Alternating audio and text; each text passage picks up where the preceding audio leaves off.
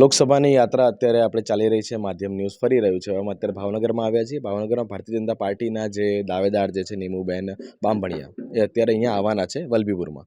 વલભીપુરમાં અત્યારે સભા જે આયોજન થયું છે બેઠકમાં, ત્યાં છીએ અત્યારે. શું નામ આપનું?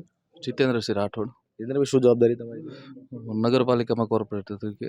કોર્પોરેટર તરીકે ભારતીય જનતા પાર્ટીમાં તમે કેટલા સમયથી આમ છો? મેં તો જોઈએ ને તો જ્યારથી સમજણા થયા ત્યારથી જ તે ભારતીય જનતા પાર્ટીના સાથે જોડાયેલા છીએ, વિચારધારા સાથે જોડાયેલા છીએ. અને અત્યારે આપણને જે જવાબદારી છે એનું અમે જવાબદારી તરીકે કામ કરીએ છીએ. તો તમે જ્યારથી જોડાયો છો ત્યારની વાત કરવામાં આવે તો ભાવનગરમાં કયા પ્રકારના પરિવર્તનો જે જોવા મળ્યા છે? ભાવનગરમાં જે અમારા શહેર પ્રમુખે વાત કરી એ જ રીતે 20 વર્ષ પહેલાં શું પરિસ્થિતિ હતી, જેમ કે રોડ, પાણી અને અસામાજિક તત્વોની લુખી દાદાગીરી, એવી બધી જ સમસ્યાઓ હતી. આપણને ભાવનગરને કહેવાય ને કે એ બધી સમસ્યા દૂર કરવામાં આવી છે. આપનું શું નામ છે? વિજયસિંહ ગોહિલ. અત્યારે શું જવાબદારી તમારી? મારે અત્યારે નગરપાલિકામાં ઉપપ્રમુખની જવાબદારી છે. અચ્છા, એમણે જે વાત કરી અસામાજિક તત્વોની, કયા પ્રકારના આમ લુખાગીરી વાળી વાત છે, શું છે? એટલે અવારનવાર અહીંયા માથાકૂટ ને એવું બધું થતું જિલ્લામાં. એટલે ભારતીય જનતા પાર્ટીનું શાસન આવ્યું પછી નહીવત છે, બધા શાંતિથી પ્રજા રહે છે. અને હું આ 2 ટર્મથી મારી આ વલભીપુર નગરપાલિકામાં હું નગરસેવક તરીકે સેવા આપું છું. અને 2005થી વલભીપુરમાં હંમેશા ભારતીય જનતા પાર્ટીને જ નગરપાલિકાનું શાસન આવેલું છે. એટલે જે તે વખતે આપણે કિસ્સાઓ સાંભળતા કે તલવારો ઉછળતી હતી જે તે વખતે ભાવનગરની વાત કરવામાં આવે. હા, એ બધું જે હતું ને એ બધું અત્યારે ભૂતકાળ થઈ ગયેલો છે. અત્યારે પ્રજામાં સુખ શાંતિ બતાવી રહી છે. દાદા, આપનું શું નામ છે? મહેશભાઈ વાનાણી. શું અત્યારે શું જવાબદારી? હું અત્યારે નગરપાલિકામાં કારોબારી ચેરમેન છું.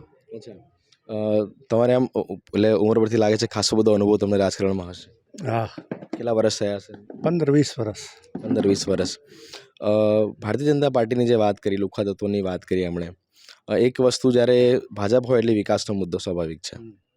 કેટલાક વિષયોમાં જ્યારે અમે કોંગ્રેસના કાર્યકર્તાઓ જોડે વાત કરી ત્યારે એવો પણ એક મુદ્દો આવ્યો કે ઘણા બધા વિષયોમાં, જેમ કે એરપોર્ટની વાત હોય, ક્યાંક ભાવનગરના કલ્ચરની વાત હોય, તો ત્યાં ક્યાંક ભાજપ કાચું પડે છે. કાંઈ કાચું નથી પડતું, બધું ચાલુ જ છે કામ. એટલે એમણે જે વચનો આપ્યા હતા અને એમાં અત્યારે કેટલે સુધી વિષય પહોંચ્યો હશે? પણ તમે જોવો ને, પહેલાં અમારે અહીં વલભીપુરમાં ખારું પાણી હતું, અત્યારે અમે મીઠું પાણી પીએ છીએ. અમારા વલભીપુરમાં 3 પાણીની ટાંકી છે. હું નગરપાલિકામાં છું.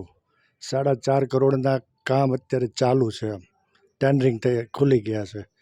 પછી 7 કરોડની પાણીની લાઈન ગામમાં આવે છે. આમાં ક્યાં કાચું પડે છે?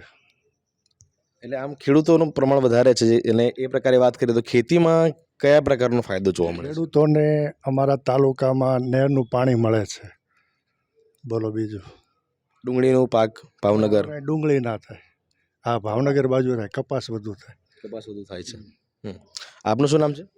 ભીખાલાલ સોલંકી. ભીખાલાલ, શું જવાબદારી અત્યારે? હું વલભીપુર શહેર ભાજપ પ્રમુખ છું.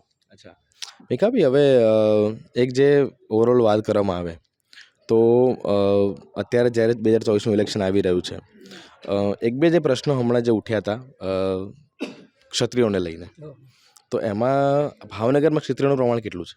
ના, ભાવનગર એ ક્ષત્રિયોનો પ્રશ્ન છે, એ તો એક બીજાના પ્રશ્નો છે એ કાલ મટી જવાના છે. એ કાયમી પ્રશ્ન તો છે જ નહીં. સમજણ ફેર પણ થતી હોતી હોય છે.